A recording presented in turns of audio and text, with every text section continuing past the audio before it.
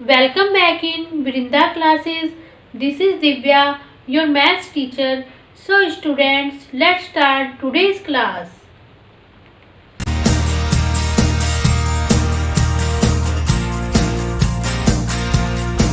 Question number 1 of exercise 6.2. Find the values of x and y.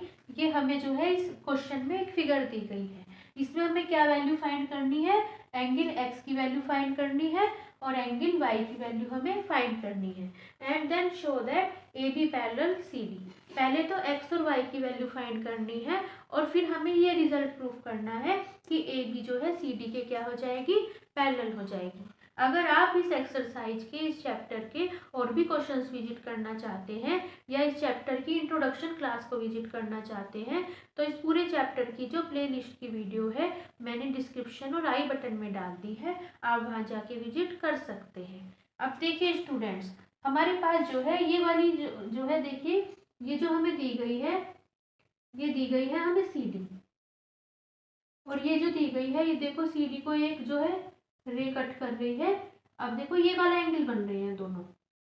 अगर हमारे पास जो है ये रिजल्ट होता है कि अगर कोई भी टू लाइंस लें और आपस में वे क्या करें, इंटरसेक्ट करें, मतलब एक दूसरे को काट रही हैं, तो उनके जो एंगल्स होते हैं, आमने सामने के जो एंगल होते हैं वो क्या हो जाते हैं, इन्हें बोलते हैं वर्टिकली अपोजिट एंगल्स। जो आमने सामने के एंगल्स होते हैं वे इक्वल हो जाते हैं। तो ये वाला जो एंगल होगा ये इसके इक्वल हो जाएगा और ये वाला जो एंगल होगा ये वाला एंगल इसके इक्वल हो जाएगा। अब क्योंकि ये वाला एंगल इसके इक्वल हो जाएगा, ये एंगल कितना दिया है, 130 डिग्री दिया है, तो ये वाला एंगल भी कितना हो जाएगा, 130 डिग्री हो जाएगा। तो यहाँ पे लिखेंगे हम, ये हो जाएगा एंगल वाई इक्वल टू कितना हो जाएगा, यहाँ पे 130 डिग्री हो जाएगा।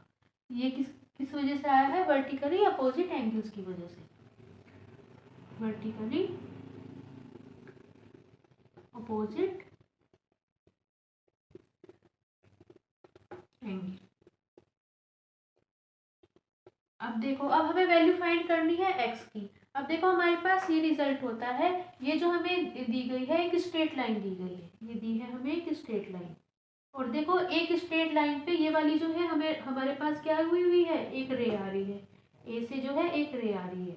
तो अगर कोई स्ट्रेट लाइन दी गई हो और उस पर इस तरह कोई रे आ रही हो तो ये जो एडजेसेंट एंगल्स बनते हैं ना, एडजेसेंट एंगल्स मतलब एक दूसरे से सटे हुए जो एंगल्स बनते हैं, ये वाले जो एंगल्स होते हैं इन्हें हम क्या कहते हैं, लीनियर पेयर ऑफ एंगल्स कहते हैं। और ये जो लीनियर पेयर ऑफ एंगल्स होते हैं इनका जो सम होता है हमेशा कितना होता है, 180 डिग्री होता है। तो यहाँ पे एंगल इन दोनों का जो सम होगा, एंगल x इक्वल टू इसकी वैल्यू हो जाएगी x प्लस ये वाला जो एंगल होगा x प्लस 50 डिग्री, इसकी वैल्यू कितनी हो जाएगी हमारे पास, 180 डिग्री हो जाएगी। इसका वो हो जाएगा लीनियर पेयर ऑफ एंगल्स।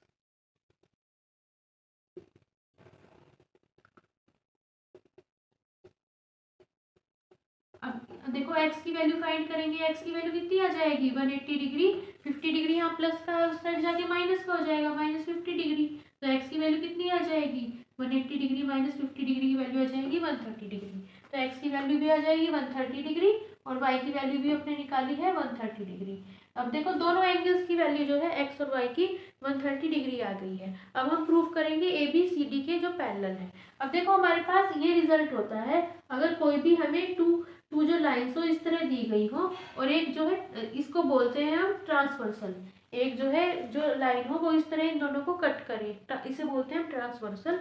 और अगर ये वाले जो एंगल्स हैं ये दोनों एंगल्स इक्वल हो जाते हैं, इन्हें बोलते हैं अल्टरनेट इंटीरियर एंगल्स। अगर ये वाले दोनों एंगल्स इक्वल हो जाते हैं तो जो ये वाली जो दोनों लाइंस है, ये वाली और ये वाली लाइंस, ये इक्वल पैरेलल हो जाती हैं। अब क्योंकि यहाँ पे जो x की वैल्यू है, x इक्वल टू वाई है, इक्वल टू कितना है, 130 डिग्री है, और ये जो प्रॉपर्टी है तभी सेटिस्फाई होती है जब ये जो दोनों लाइंस होती है ए बी और सी डी, ये क्या हो जाती है, एक दूसरे के पैरेलल हो जाती है।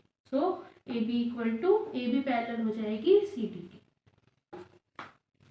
अगर आपको मेरी आज की क्लास अच्छी लगी हो तो please like share and subscribe the channel. Thank you for watching and bye bye.